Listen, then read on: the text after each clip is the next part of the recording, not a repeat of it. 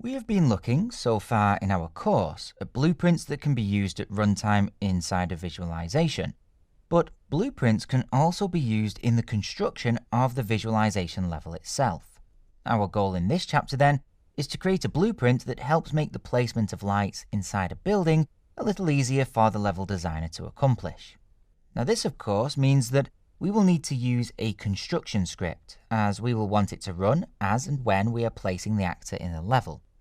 Now what we will need to know for this tool then is firstly the actor's current location when first placed in the level, and then somehow we will need to measure upwards from the actor in order to see if there is a ceiling on which the light needs to be placed.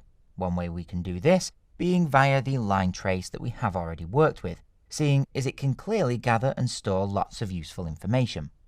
We will also want a way to somewhat limit the effect, as we won't want our lights just snapping to any and all surfaces that are above them, as this could get annoying. Building in some kind of maximum distance setting then will be essential. A variable or limiter to the line trace potentially working just fine here. Finally, we will also need to be able to update the actor's location and move it to wherever the line trace hits, if it is within the distance limit, that is. We will need a node that can access the actor's transform settings and then override them if required. With a clear view of our goals in mind then, let's dive in and make a start at creating our blueprint.